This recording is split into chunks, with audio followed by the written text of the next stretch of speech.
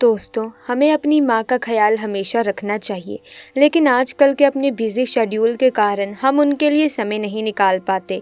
कुछ लोग करियर में तरक्की करने के लिए अपने घरों से दूर रहते हैं। भले ही आप जितना मर्जी दूर रहें, लेकिन माँ आपके बारे में सोचना बिल्कुल नहीं छोड़ती। उसे हर वक्त की फिक्र होती है कि आपने खाना खाया या नहीं, आपकी तबीयत कैसी है, आप ठीक भी हैं या नहीं, आप अच्छे से सोए हैं या नहीं, आप अपनी दिनचर्या सही से गुजार भी रहे हैं या नहीं। इसीलिए माँ की ममता का कोई मोल नहीं लगाया जा सकता। ऐसे में अगर आप भी अपनी माँ से प्यार करते हैं तो कमेंट सेक्शन में अपनी माँ का नाम जरूर लिखिएगा। इसी के साथ हम आगे बढ़ते हैं दोस्तों हमारी इस आज की वीडियो में। दोस्तों, कहा जाता है कि संतान सुख संसार का सबसे बड़ा सुख माना गया है। बिना संतान के जीवन का कोई मायने ही नहीं होता। हर दंपति का यही सपना होता है कि उसका भी एक हंसता खेलता परिवार हो, उसके आंगन में भी बच्चों की किलकारियां गूंजें। मेरे प्यारे सभी दोस्तों, आज की इस वीडियो में मैं एक औरत का बहुत ही दर्दनाक वाक्य सुनाने वाली हूँ कि जब उस औरत की शादी के 12 साल हो गए फिर भी वो भांजिन ही बनी रहती है। लेकिन फिर भी उसके बाद उसकी सास ने उसके साथ कैसा व्यवहार किया, शायद ये जान करके आपकी रूह कांप जाएगी। लेकिन वे दोनों पति पत्नी भगवान के बड़े भक्त थे। फिर भगवान की ऐसी कृपा होती है कि जिसको जानने के लिए हमें इस वीडियो के अंत तक अवश्य बने रहना होगा। तो बस आज के इस वीडियो में आप लोगों का दिल से स्वागत करती हूँ। तो बस यदि आप इस वीडियो को अंत तक देखेंगे, आपको ज़रूर कुछ ना कुछ नई चीज़ सीखने को मिलेगी। सो प्यारे दोस्तों, हम बिना वक्त ज़ाय किए आज की इस वीडियो को शुरू कर रहे हैं। लेकिन उससे पहले अगर अभी तक आपने चैनल को सब्सक्राइब नहीं किया तो जल्दी से चैनल को सब्सक्राइब कर लीजिए। प्यारे दोस्तों, एक लड़की जो अपने माँ बाप के इकलौती एक ही बेटी थी, वो अपने माँ बाप की दुलारी बेटी थी। लेकिन क्या करें, ये तो विधि का विधान है, इस संसार का नियम है कि लड़कियों को शादी करके तो विदा करना ही पड़ता है। फिर उसके साथ भी यही होता है। उसके माँ बाप ने बड़े ही प्यार से अपनी उस बेटी की शादी धूमधाम से करके उसे विदा किया। विदा करने के बाद सब कुछ ठीक ठाक था। जहाँ पर शादी हुई थी वहाँ पर 2 भाई थे। छोटा वाला देवर था और उसका पति, इसका पति जो था, उस लड़की का पति अपनी पत्नी से बहुत प्रेम करता था, जानता था, मानता था। और ठीक इसके 2 साल बाद उसके देवर के भी शादी हो जाती है। अब तो एक घर में 2-2 लोगों की शादी हो जाती है, 2 औरतें और एक सास। हर तरीके से सब कुछ ठीक ठाक था। शादी के लगभग जो 4 से 5 साल बीत जाते हैं और तब तक जो देवर की एक जो औलाद हो जाती है। जब एक औलाद हो जाती है तो ये दोनों कोशिश तो करते हैं, हर तरीके का प्रयास करते हैं, लेकिन कोई औलाद नहीं होती। तो अगल बगल के लोग थोड़ा बहुत ज़रूर चर्चा करने लगते हैं कि इसकी तो कोई औलाद नहीं, और इसकी औलाद हो गया, इसकी शादी बाद में हुई थी, इसके बावजूद भी की औलाद पहले हो गई। और फिर ऐसे ही 7 साल लगभग शादी के बीत जाते हैं। तब तक देवरानी के यहाँ दूसरी औलाद हो जाती है कि मन ही मन कष्ट में था। अब तो किसी ने कहा, अरे यार देखो, क्या तुम लोगों की समस्या है, कहीं डॉक्टर के पास में जाओ, आखिर इलाज कराओ। सास भी कहने लगी, अरे तुम लोग क्या कर रहे हो, अरे कम से कम एक वारिस तो दे दो, क्या चाहते हो। वे लोग जो डॉक्टर के पास घूम घूम कर इधर उधर इलाज कराना शुरू कर देते हैं, लेकिन कोई फायदा नहीं होता। और इस तरीके से करते करते शादी के 12 साल बीत जाते हैं और 12 साल बीतने के बाद भी कोई औलाद नहीं होती है। इधर देवरानी के चौथा बच्चा जन्म ले लेता है। अगल बगल के लोग ताना मारना शुरू कर देते हैं। सास अब घर में जली कटी सुनाना शुरू कर देती है। जले पर नमक छिड़कने का लोग काम करते थे। इसको भी बड़ी उम्मीद थी, बड़ी इच्छा थी कि मेरी भी कोई औलाद होती, मेरी भी गोद भरती, लेकिन वो मन ही मन उस चीज को लेकर के रोती थी। केवल एकमात्र उसका पति बस था जिसने उसे कभी ताना नहीं मारा। अब तो बेचारी वो कभी अगर मायके भी जाती तो मायके वाले भी पूछते थे, बेटी क्या हुआ, कोई औलाद होने की उम्मीद है या नहीं। कुछ लोग जो यहाँ तक उसको कहने लगे कि इसका सुबह सुबह मुंह देखना अशुभ है, अब इसकी कोई औलाद नहीं होगी। उसकी सास कहती, तू मेरे बेटे की जिंदगी में क्यों आई, मेरे बेटे की जिंदगी बर्बाद कर दी, मेरे बेटे की कोई औलाद नहीं होगी तो तुमको यहाँ रख कर भी क्या करेंगे। वो जब जली कटी सुना देते तो बेचारी अपने कमरे में जाकर खूब रोती। कभी कभी तो उसकी सास कहती थी कि देखो, जब तुम औलाद नहीं दे सकती हो तो मैं अपने बेटे की दूसरी शादी कर दूंगी और फिर तुमको घर से बाहर निकाल दूंगी। जब तुम औलाद ही नहीं दे सकती तो क्या फ़ायदा इस घर में रहने का। लेकिन जो उसका पति था, उसके पति ने कभी भी इसे कोई ताना नहीं मारा था, बल्कि वो अपनी पत्नी को तब भी उतना ही चाहता था। वो भी प्रयास तो करता है, लेकिन क्या करें। तो उसके घर वालों ने कहा कि चलो एक बार जाकर के चेक ही करवा लो, आखिर ये औलाद दे भी सकती है या नहीं, कहीं ये बांझ तो नहीं है। जब एक डॉक्टर के पास वो लोग जाते हैं और इसका जब चेकअप होता है तो डॉक्टर ने निराशा भरी आवाज़ में जवाब दे दिया कि आप अपनी लाइफ में कभी औलाद नहीं दे सकते, आप संतानहीन रहेंगे। बेचारा बड़ा ही निराश हुआ, लेकिन इन सब के बावजूद भी उसका जो पति था उसे विश्वास नहीं हो रहा था। उसने कहा कि तुम्हारे में ही केवल गलतियां नहीं हो सकती, हमारे में भी तो हो सकती हैं।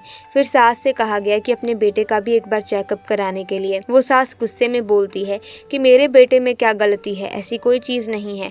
और काफ़ी डिस्कस होने के बाद जब उसके पति का चेकअप होता है तो पति में भी कोई कमी नहीं थी, बल्कि वो पति जब चेकअप करवाता है तो उसकी रिपोर्ट बिल्कुल सही आती है। अब तो सारा का सारा दोष उसकी पत्नी पर निकल जाता है, लेकिन उसको अपनी पत्नी के खिलाफ या उस पर किसी प्रकार का गुस्सा नहीं आता।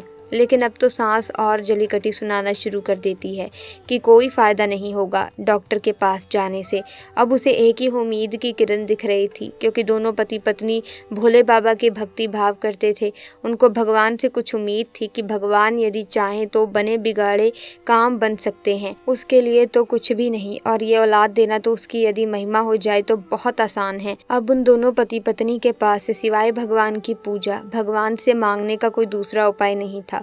लेकिन इस गांव में एक बार एक ज्योतिष भी आते हैं, तो लोगों ने सोचा कि क्यों ना चलो ज्योतिष से पूछ लिया जाए कि आखिर हमारे साथ ये सब क्यों हो रहा है, कोई उपाय हो तो हमें बताएं। अब दोनों पति पत्नी जाते हैं, उस ज्योतिष से अपनी स्थिति दिखाते हैं, तो उन्होंने कहा कि आप लोगों की कोई औलाद तो नहीं लिखी है किस्मत में, परंतु अगर उपाय करेंगे तो औलाद आपको हो सकती है। वो दोनों पति पत्नी बहुत उत्साहित होकर के कहते हैं कि बाबा जी जल्दी बताइए कि आखिर वो कौन सा उपाय करना है, कैसा उपाय करना है ताकि मेरी कोई औलाद हो जाए। उसने कहा कि देखो कुछ नहीं करना है, बस आपको हर दिन भगवान शिव की उपासना करनी है, भगवान शिव की पूजा पाठ करनी है। साथ ही साथ में एक उपाय बताता हूँ जो मदार की जड़ का है। यदि सोमवार के दिन सावन के महीने में भी करते हैं तो बड़ी अच्छी बात है। तो सोमवार के दिन इस मदार के जड़ को भगवान शिवलिंग के पास ले जाकर के छुआ करके यदि आप इसे महादेव जी का नाम लेकर अपने कमर में बांध लेते हैं, फिर जो अगर उनकी कृपा होती है तो अवश्य आपको औलाद होगी। लेकिन आप हर नित्य दिन जितना भगवान की भक्ति भाव करेंगे उतना ही अच्छा रहेगा। भोले बाबा की शरण में यदि आप अपने आप को न्यौछावर कर देते हैं तो अवश्य आपकी विनती सुन ली जाएगी। अब दोनों पति पत्नी तो बहुत ही खुश होते हैं कि शायद उपाय करेंगे तो औलाद हो जाएगी। 1 महीने बीत जाते हैं, 2 महीने बीत जाते हैं, कोई खुशी का समाचार नहीं आता। और फिर एक दिन वो अपने देवरानी के छोटे वाले बच्चे को खिला रही थी, लेकिन खिलाते खिलाते उसको अचानक ऐसा दर्द महसूस हुआ, ऐसा आभास हुआ कि काश मेरी भी अगर कोई औलाद होती तो मैं भी अपने गोद में इस तरीके से इसे खिलाती। और बस उस बच्चे को वहाँ पर रख करके और जाकर अपने घर में रो रो करके ज़ोर ज़ोर से चीखने चिल्लाने लगती है। और जैसे ही सास और अगल बगल के लोगों को पता चल जाता है, काफ़ी भीड़ लग जाती है कि आखिर ये औरत ऐसा क्यों कर रही है, ऐसे क्यों रो रही है। तो कुछ लोगों ने कहा, सास ने कहा कि ये अपनी देवरानी के बच्चे को देखना ही नहीं चाहती, देखो कैसे उसके बच्चे को वहाँ पर फेंक कर चली आई है और अपने घर जाकर रो रही है, ये मेरे घर की खुशियों पर पानी फेरने वाली है। लेकिन बेचारी वो क्या करे, वो अपने दिल की बात किसे बताए, कौन सुनने वाला सिवाय उसके पति के। उसकी सास जो थी उसकी 1% भी कदर नहीं करती थी। वो बेचारी अपना दर्द कहे तो कहे किससे, खुद ही अपने दर्द को बिटोर कर रख लेती थी। उससे तो वैसे ही संतानहीन होने का सदमा था, बाकी अगल बगल के लोगों के तानों ने तो जीना हराम कर दिया था। जले पर जो नमक छिड़कने का काम वो कर रहे थे। लेकिन उसके कुछ दिन बाद वो भगवान के पूरे सच्चे दिल से भक्ति करने लगी और कुछ दिन बाद अचानक उसके पेट में तेज दर्द होता है। और जब तेज पेट में दर्द होता है तो कुछ उसे समझ नहीं आता कि आखिर पेट में दर्द क्यों होने लगा। वो भागे भागे उस डॉक्टर के पास लेकर लेकर जाते हैं।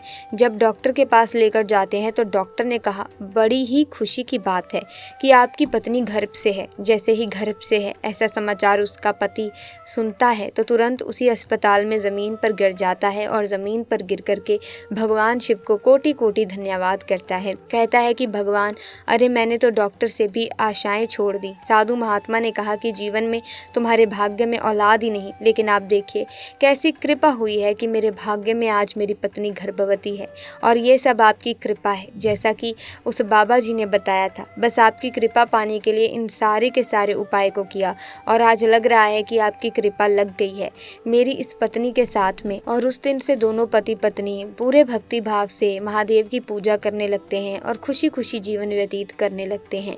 लेकिन इधर जब सास को पता चलता है कि वो भी बहुत ही खुश होती है कि चलो ठीक है, मेरा जो बेटा है, बड़ा बेटा, अब उसकी भी औलाद होगी। उसकी पत्नी गर्भवती हो गई। उसकी सास इतना खुश होती है कि वो पूरे गांव वालों को मिठाई खिलाती है कि मेरे बेटे, बड़े बेटे की औलाद हो गई है। खुशी से वो झूमने लगती है और ठीक 9 महीने बाद एक खूबसूरत सी लड़की की प्राप्ति होती है और इस तरीके से उनकी गोद 12 साल के बाद भर जाती है। क्योंकि भगवान की कृपा यदि होती है तो भगवान की कृपा उस जगह पर भी काम कर जाती है जहाँ पर असंभव काम होते रहते हैं। अगर आपने आशा निराशा बिल्कुल तोड़ दिया है, हाँ, कि आपकी संतान नहीं हो सकती, तो बस आप भगवान शिव की भक्ति करें, उनसे मांगिए, उनसे कहिए। यदि आपके जगत गुरु हैं, आपके पिता हैं, तो आपकी हर इच्छाओं को वे पूर्ण करेंगे। क्योंकि महादेव भोले भंडारी भोले हैं, जो आपकी मनोकामनाओं को पूरा करते हैं और आपकी मुसीबतों को क्षण भर में दूर कर देते हैं, चाहे आपकी कैसी भी मनोकामना हो।